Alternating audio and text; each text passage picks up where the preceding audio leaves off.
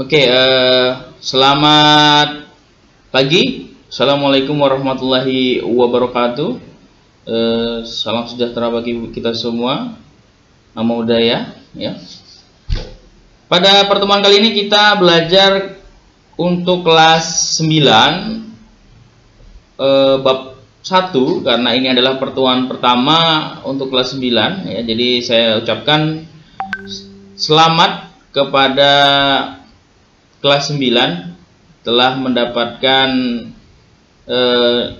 hasil yang baik di kelas sebelumnya, akhirnya bisa berada di kelas 9 saat ini. Oke, ini pertemuan pertama untuk pendidikan kewarganegaraan secara daring ya. Karena untuk pertemuan di dalam kelas atau tatap muka langsung itu masih tidak diperbolehkan mengingat virus COVID-19 belum berakhir ya. Dan sebelumnya juga waktu sebelum liburan ya, atau sebelum kita masuk lebaran itu juga pembelajaran daring kita sangat-sangat keteteran ya. Apanya yang keteteran? Adalah sistem ataupun kegiatan-kegiatan pembelajaran di rumah ya, yang memang sebagai guru juga sangat berat ya untuk menyiapkan materi, jadi tidak ada persiapan yang sangat maksimal. Seandainya dulu virusnya masuk ke Indonesia itu bicara baik-baik ya, atau izin dulu, jadi kita bisa tahu minimal ya. Oke, pada pertemuan kali ini ya, ini saya minta maaf kameranya begini karena saya ketinggalan lagi, sudah kemarin untuk kelas 8 juga ketinggalan webcam saya di rumah. Ya, kemarin itu bermasalah dan ini ketinggalan, luar biasa ya. Kalau balik saya jauh sekali. Kalau saya tidak tampakkan wajah saya di sini agak kurang bagus mungkin. Oke, kita akan belajar dengan judul dinamika perwujudan Pancasila sebagai dasar negara dan pandangan hidup. Di sini dinamika perwujudan ini ya, kita akan membahas tentang penerapan Pancasila dari masa ke masa. Ya, kita tahu sendiri Pancasila itu tidak melalui proses yang mudah. Pancasila melalui proses yang luar biasa alot. Di sana ada masukan, di sana ada pertimbangan, di sana ada protes, pro dan kontra dan lain-lain. Jadi kita akan belajar dari masa ke masa ya. Memang Pancasila alhamdulillah sampai sekarang Indonesia merdeka ya, 70 tahun lebih kita merdeka, tidak ada yang bertentangan dengan kehidupan sehari-hari ya, untuk nilai-nilai Pancasila itu sendiri ya. Dari masa ke masa berarti dari mana? Dari 17 Agustus ya, 18 Agustus sampai sekarang ya. Apakah masih relevan ya, kita akan pelajari itu. Kemudian ada nilai-nilai Pancasila ya. Sanggup nggak nanti di perkembangan zaman di depannya itu Pancasila ini tetap bertahan ya, itu sangat penting.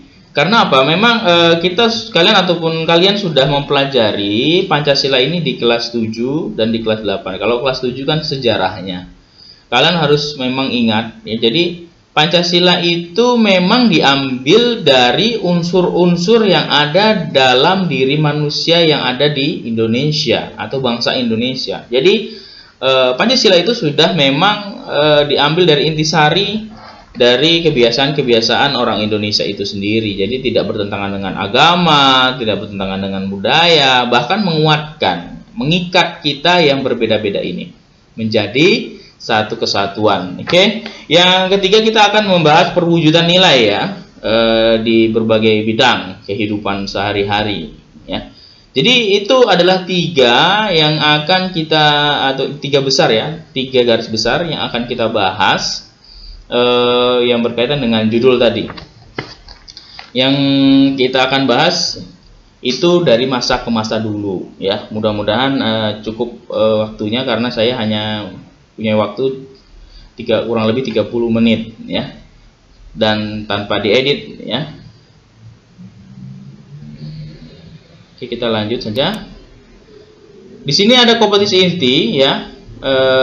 Kompetisi inti ini sendiri kalau di dalam buku paket kalian itu ada di bagian awal, yaitu untuk apa? Untuk kalian apa yang ingin dicapai, ya.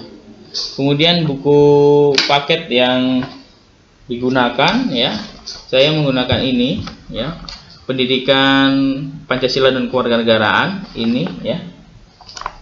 Ya, tapi rata-rata kalau kurikulum 2013 itu hampir sama saja, ya. Hampir sama, jadi inti ataupun judul per bab itu sama saja, ya. Ini tidak perlu, ya. Ya, ini kita akan masa penerapan Pancasila dari masa ke masa, ya. Kita mulai dari sedikit mengingat tentang sejarah perumusan Pancasila di sini. Oke, ini adalah sidang BPUPKI. BPUPKI itu adalah salah satu badan usaha yang memang dibuat oleh Jepang, ya. Memang pada waktu itu dibuat Jepang untuk membantu Indonesia merdeka, atau merealisasikan janji mereka kepada Indonesia. Jadi kalau ada sebagian pihak yang mengatakan bahwa Indonesia ini kemerdekaannya diberi, ya, Indonesia dibantu pada waktu itu Jepang untuk membangun atau membuat organisasi persiapan, ya, itu ada ada sesuatu yang memang harus mereka tebus, gitu. Apa? Indonesia dengan membantu Jepang pada waktu itu. Jadi Jepang meminta bantuan kepada orang Indonesia, bangsa Indonesia, untuk menyelesaikan masalahnya. Pada waktu itu dia didesak oleh ataupun dilawan oleh pihak-pihak sekutu, ya, yang pada waktu itu kejadian yang cukup besar. Ada Hiroshima dan Nagasaki, ya. Tanggal 6 dan 9 Agustus itu di bom atom, ya, itu sampai difilmkan, ya, kalau pernah nonton filmnya. Nah, itu di bom akhirnya apa? Secara tatanan negara itu benar-benar meluluh lantakan, ya, negara Jepang pada waktu itu, dan Indonesia juga mengambil kesempatan di sana, ya. Jadi ada dua golongan, ya, kita mengingat sedikit, ada dua golongan tua dan muda. Akhirnya apa? Soekarno didesak untuk cepat-cepat memproklamirkan, ya. Ini ada sidang BPUPKI, ya.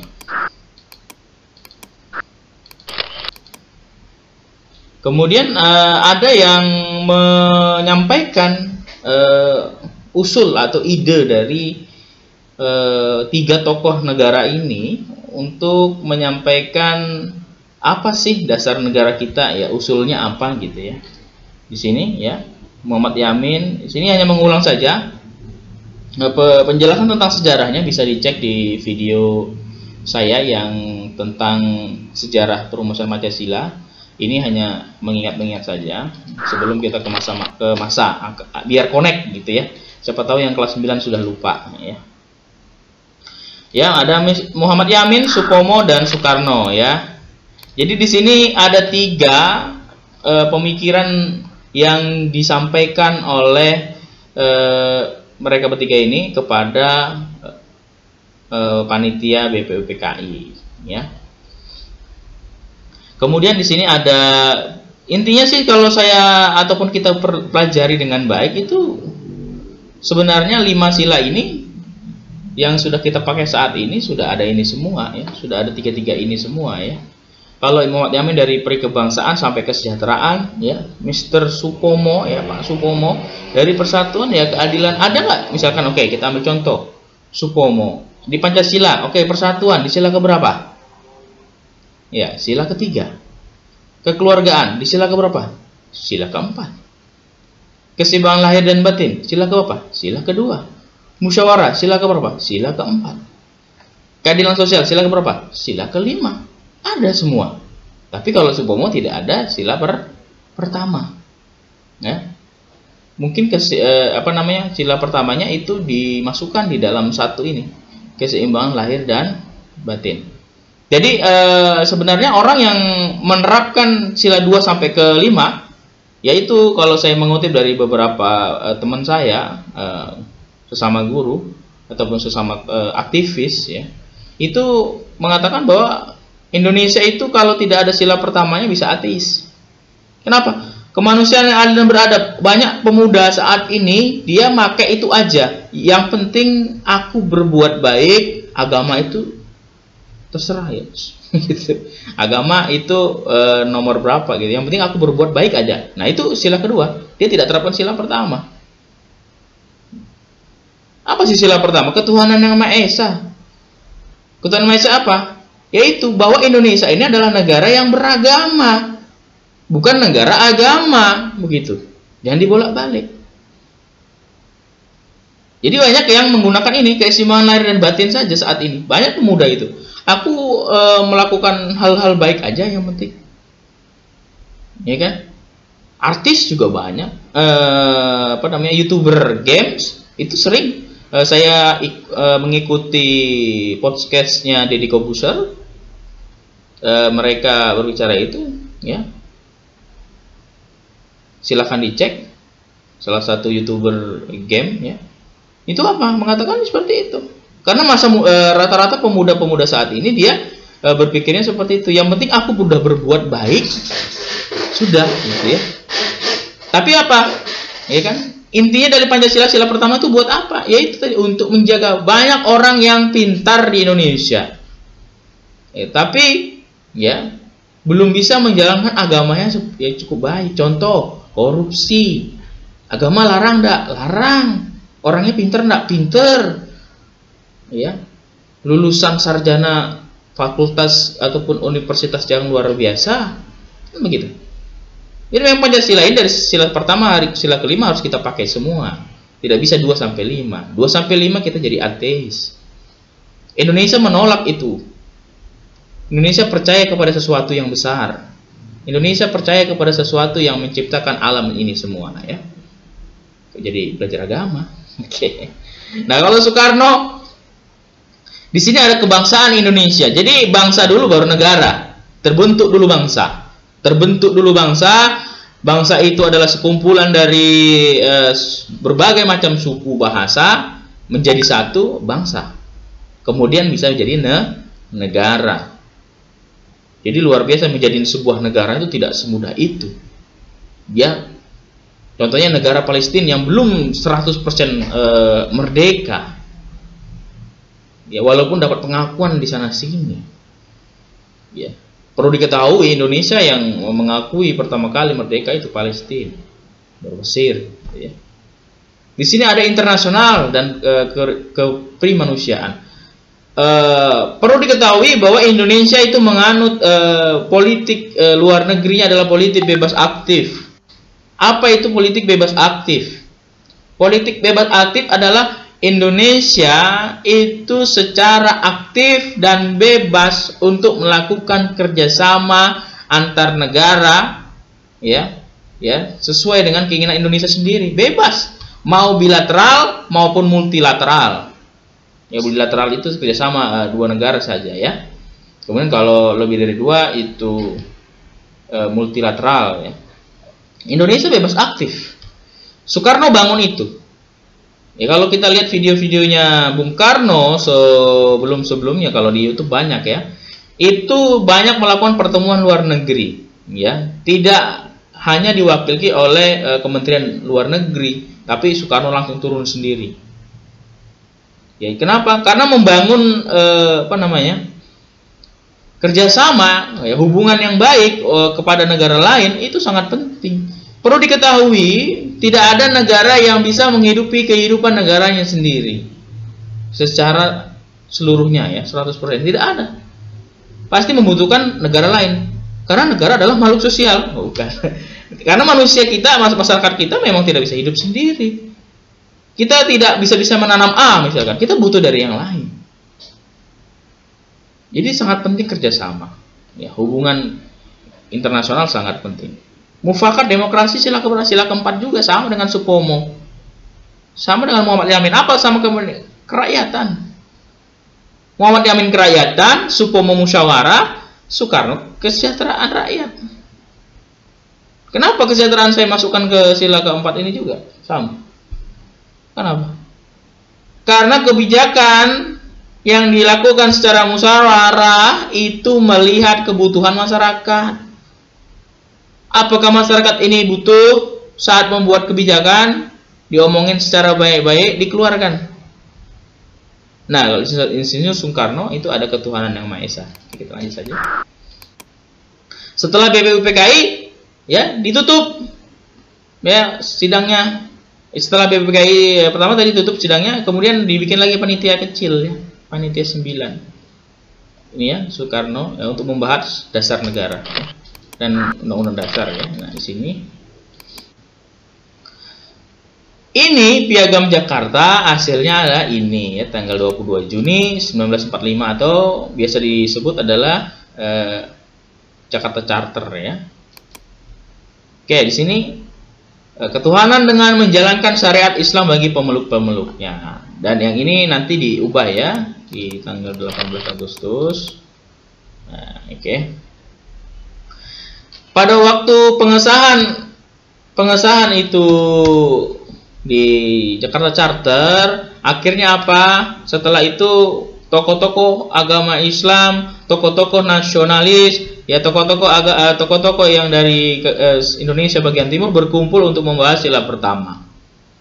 Ya, dengan besar hati orang Indonesia, tokoh Indonesia pada waktu itu ingin mempertahankan perbedaan di dalam kesatuan, bahwa sila pertama diubah menjadi ketuhanan yang Maha Esa. Ya, itu sedikit untuk mengingat di kelas 7 kemarin ya. Jadi kita bisa connect ke selanjutnya ya.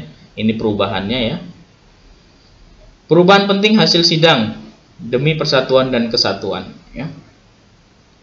Di sidang BPUPKI sendiri sidang PPKI sendiri itu menghasilkan ini, menetapkan Undang-Undang Dasar Republik Indonesia ya, beserta batang tubuh pastinya. Kemudian memilih Soekarno, ya ini pada waktu masih secara aklamasi, belum ada pemilihan umum, ya masih secara aklamasi. Itu maksudnya adalah menunjuk langsung presiden kita pada waktu Soekarno, dan kemudian ini membuat komite nasional, ya, untuk membantu presiden menjalankan pemerintahan atau roda pemerintahan. Oke, Pancasila terdiri dari dua kata ya di dalam bahasa Sanskerta ya. Panca 5 ini kelas 7 saja ya, tidak perlu dibahas, dibaca saja ya. Ini. Dan ideologi ini adalah ideologi yang sangat menarik. Banyak dari peneliti dari luar itu meneliti tentang Pancasila ya. Pancasila sendiri kan dari salah satu kerajaan ya di Indonesia. Dan langsung saja. Fungsi pokoknya ya, sebagai dasar negara jelas, tidak ada alasan lain, mau tidak mau, suka atau tidak suka, orang Indonesia, masyarakat Indonesia, bangsa Indonesia harus ikut ataupun tunduk kepada Pancasila. Kenapa Pak? Dia menjadi norma hukum. Norma itu apa sih? Aturan. Jadi sebagai norma hukum di bawah hukum lainnya. Jadi hukum lain itu melihat dasarnya Pancasila. Mau bikin undang-undang, melanggar Pancasila apa tidak? Kalau tidak melanggar Pancasila, maka tidak membuat masyarakat kita jadi susah, tidak melanggar hak asasi manusia. Kenapa? Contoh, sila kedua, sila kelima, itu jelas. Pancasila menjunjung hak asasi manusia. Wis. Kenapa? Karena dunia itu selalu berbicara tentang hak asasi manusia pada saat ini. Pancasila sudah ada. Ya kan? Mendukung, Indonesia sangat mendukung sekali. Tokoh terkenal contohnya seperti di India ada Mahatma Gandhi, ya kan? Jadi dan lain-lain itu Indonesia sudah bikin juga. Jadi apa, orang Indonesia itu menjunjung tinggi hak asasi manusia. Nah. Dan di sini ada dua, ada secara tertulis dan tidak tertulis untuk konvensi.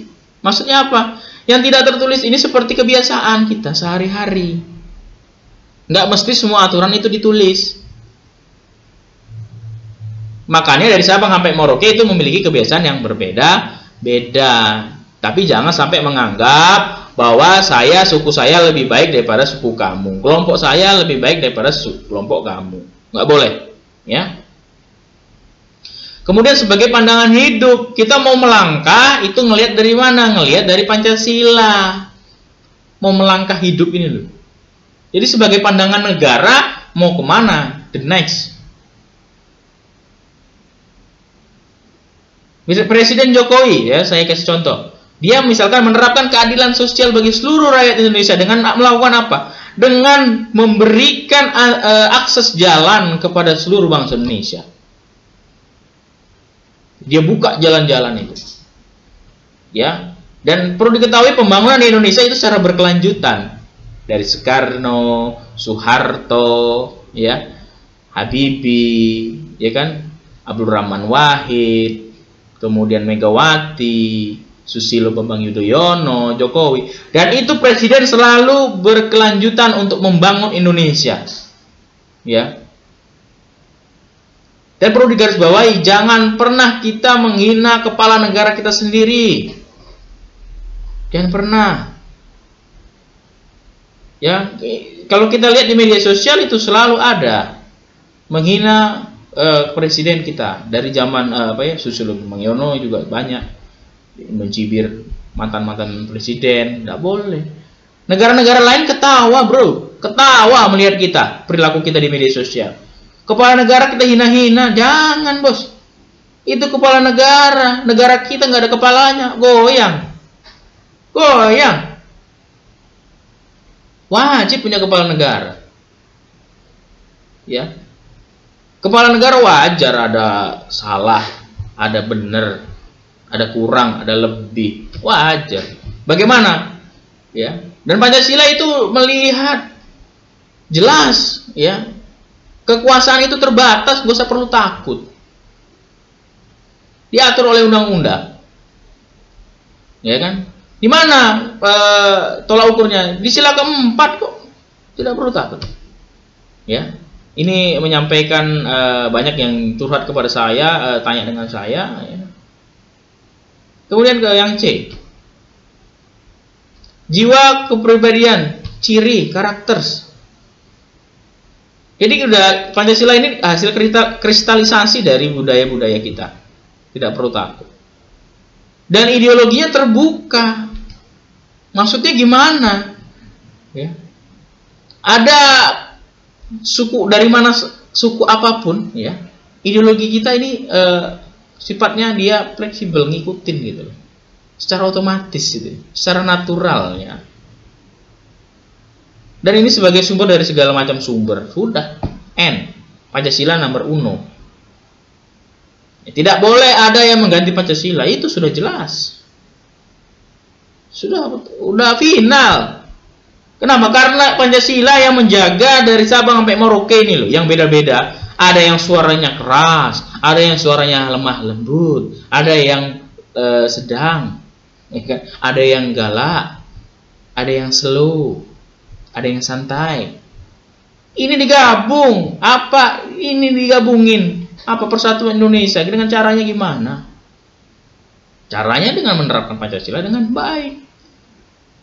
Toleransi di Indonesia ini luar biasa. Dalam pekerjaan satu kantor saja berbeda-beda agama udah biasa. Makan bersama, minum bersama, bermain bersama. Jangan pilih-pilih. Ini tidak pandangan hidup sudah saya jelaskan ya. Nah, ini kita lanjut ke materi utama, perkembangan Pancasila dari masa ke masa.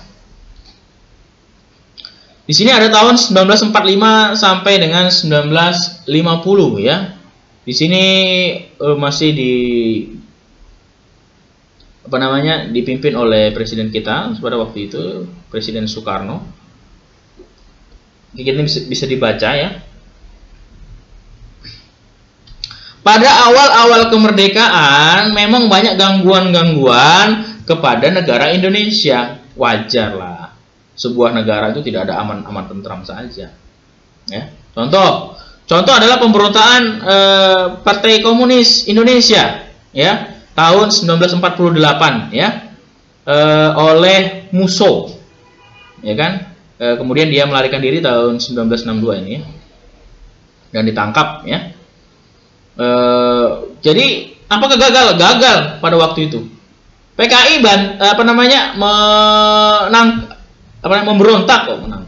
memberontak Indonesia. Jadi banyak, kemudian ada NII, ya, Negara Islam Indonesia oleh Kartosuwiryo pada tanggal 17 Agustus 1949. Tujuan utamanya didirikan ini adalah menggantikan Pancasila sebagai dasar syariat Islam. Kalau PKI mengganti komunis, ya. Jadi di sila pertama mengatakan bahwa negara Indonesia adalah negara yang beragama. Itu ditekankan kepada diri kita. Jadi jangan Pancasila itu untuk semua agama, tidak cuma satu agama, ya. Kemudian penerapan Pancasila sebagai dasar negara Pancasila menghadapi berbagai masalah, ya. Kemudian tadi ada Partai Komunis, ya, di Madiun, ya, 18 September. Ya, jadi ada dua pada 1945-1950 digoyang. Pada waktu itu kalau kita memaksakan ideologi tertentu, apakah mewakili seluruh bangsa Indonesia, seluruh masyarakat Indonesia? Belum. Misalkan pakai komunis, apakah yang beragama setuju? Tidak. Apakah negara komunis jaya? Tidak. Kenapa Indonesia sangat sensitif dengan komunis? Karena apa yang ditinggalkan oleh orang-orang komunis pada waktu itu, ya, itu sangat melekat. Masih banyak saksi hidup, bukan saksi bisu. Tapi perlu digarisbawahi, cukup itu masa lalu. Jangan anak cucu cicitnya yang jauh di bawah mereka itu dibawa-bawa nama mereka, ya, dan dia tidak tahu apa-apa, apalagi cucu cicitnya sampai ke bawah. Jangan kamu ini PKI, jangan kamu pemberontak NII, jangan. Dia tidak tahu apa-apa. Kita tidak menganut hukum keturunan, kita tidak menganut hukum 7 turunan, walaupun ada beberapa negara yang seperti itu. Kakeknya melakukan, anaknya, bapaknya kena. Ya, silakan cari sendiri. Saya tidak mau menyebutkan negara. Ada. Jadi benar-benar di Indonesia ini sangat-sangat banyak godaannya, gangguannya. Jadi DITI ini, ya, tentara Islam ini, ya, kemudian dengan komunis pada waktu itu menggugat di tahun 1945 sampai 1950. Kartosuwiryo ini malah kenal sekali dengan Soekarno, ya. Pada waktu memberi hukuman kepada Kartosuwiryo, Soekarno menangis, ya. Jadi di dalam bernegara, untuk menyelamatkan negara ini tidak pandang dia siapa, dia tidak pandang sahabat, dia tidak pandang anak istri, betul-betul untuk Indonesia. Jadi kalau sekarang mah enak, ya. Kalau dulu memang benar-benar gitu, ya, nggak tahu informasi, tahu-tahu ada yang berontak. Kalau sekarang ada media sosial, ada kumpul-kumpul melakukan sesuatu di video, kita tahu, bisa melakukan yang namanya preventif atau pencegahan. Kalau dulu kan agak sulit, tiba-tiba datang aja orang rame-rame, hey you Soekarno ikut, ya kan? Jadi janganlah, ya, jangan sampai ideologi kita berubah. Para kalian yang masih kelas 9, jangan pernah melupakan sejarah. Jangan pernah melupakan bagaimana usaha bangsa kita, usaha para tokoh kita untuk memerdekakan bangsa ini. Tidak mudah. Kalau kalian ubah ideologi, selesai, end. Bahaya. Saya ajarkan ke kalian untuk apa? Untuk menjaga, untuk tahu, untuk paham, ya, bahwa siswa-siswi SMP di Samarinda paham, tahu sejarah Pancasila dan akan mempertahankannya di suatu saat. Sudah turun ke masyarakat.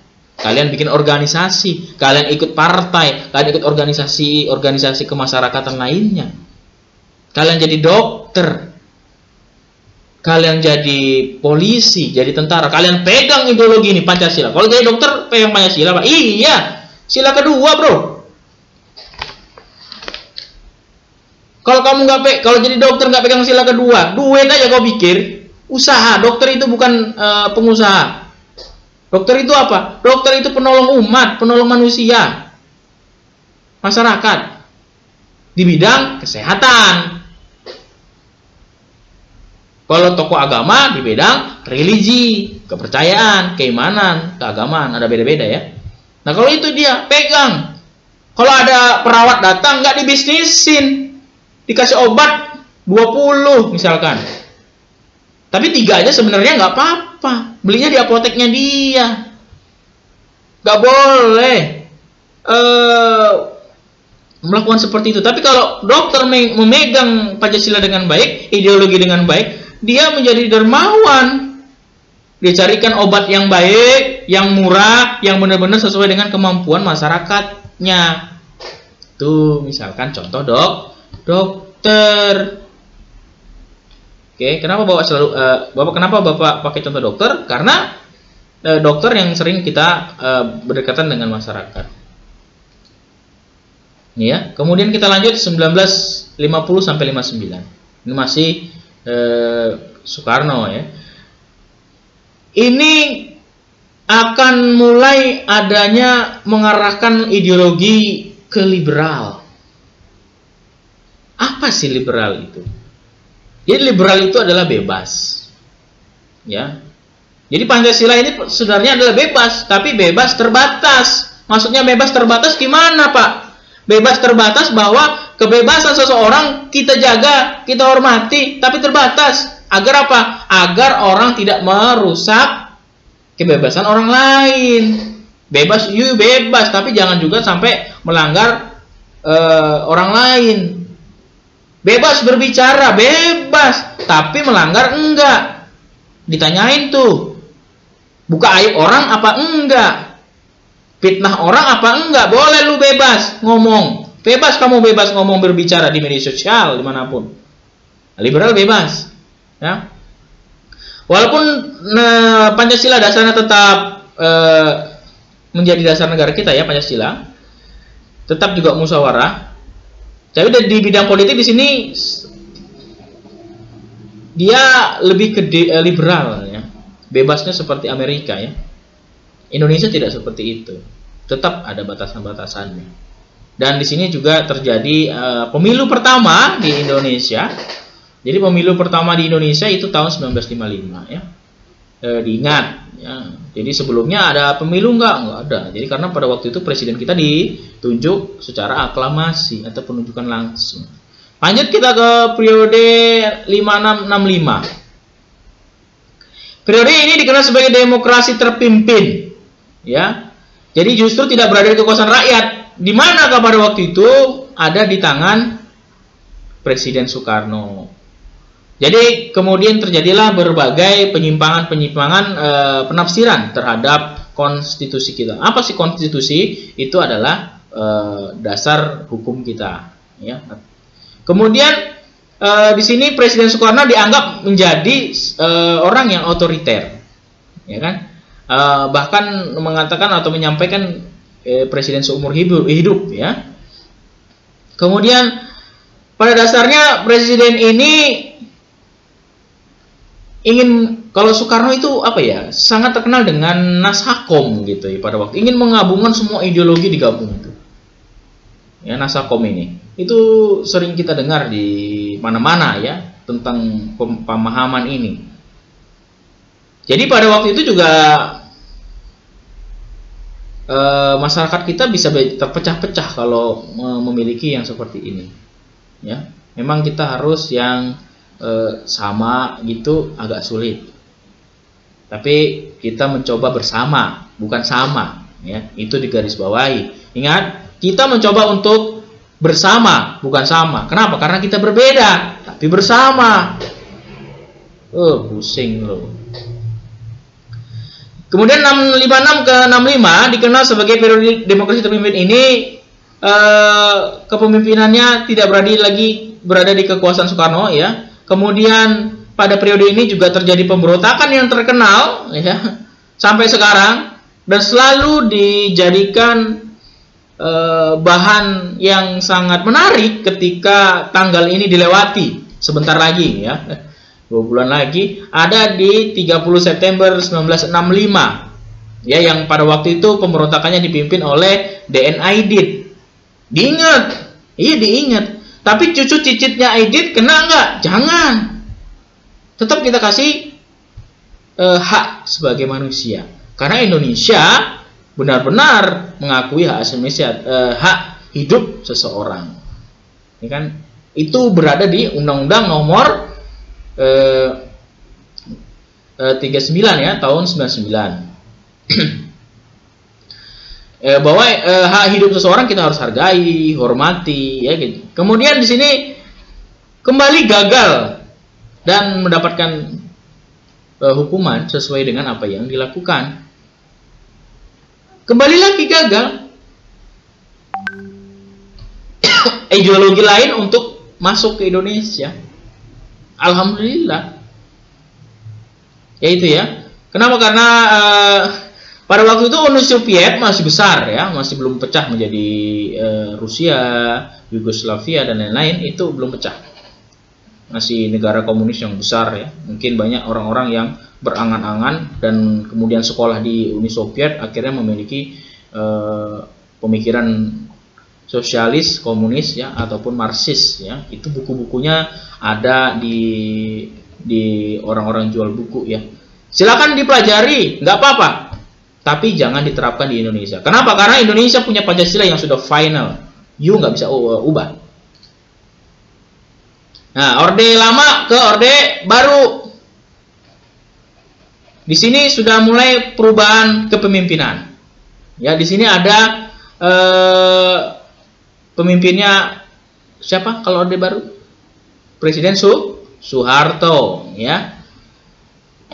Di sini kita diposisikan di mana banyak penyimpangan juga. Jadi intinya setiap era ada aja yang kurang dan lebihnya ya.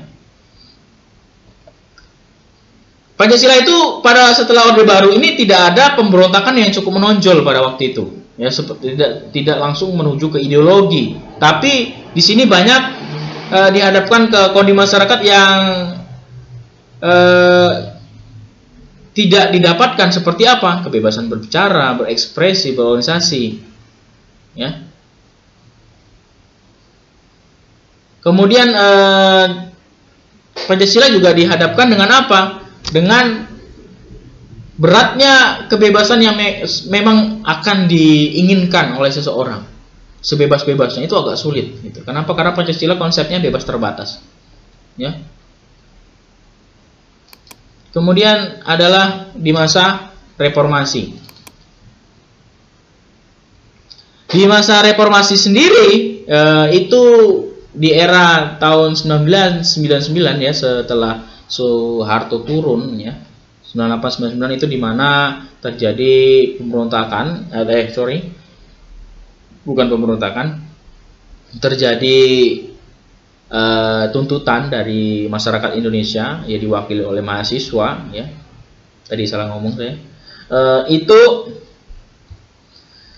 untuk menuntut sesuatu hal. Akhirnya apa? Soeharto turun pada waktu itu, digantikan oleh wakilnya B.J. Habibie. Ya, walaupun Presiden Habibie almarhum itu hanya sebentar dan akhirnya diadakan pemilu, dipilihlah presiden dan akhirnya dimenangkan oleh Abdul Rahman Wahid. Kemudian dengan kondisi politik juga turun dan diganti oleh Presiden Megawati. Dan di situ juga sudah mulai reformasi ini dirasakan masyarakat saat ini. Apa saat itu? Apa yang dirasakan pada saat itu adalah kebebasan berpendapatnya yang baik ya.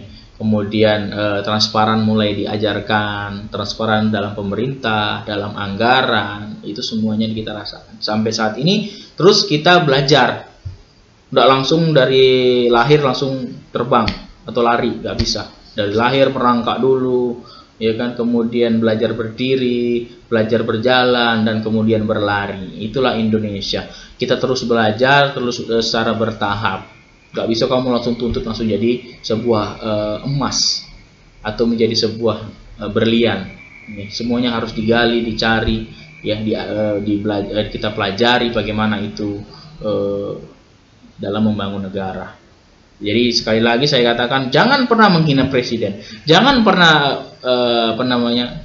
silakan kritik dan kasih saran, jangan kritik aja lah, kasih saran aja, silakan. Ya, kalian masih muda, ya masih jiwanya masih baik untuk menerima masukan dari lain-lain, ya. Mudah sekali tergoyahkan, itu kalian benar-benar harus pahami sejarah. Itu dari masa reformasi sampai ke Susilo Bambang Yudhoyono dan selama 10 tahun, ya. Dan perlu diketahui di masa reformasi ini memang ditekankan bahwa kekuasaan kita terbatas, kekuasaan seseorang terbatas, ya.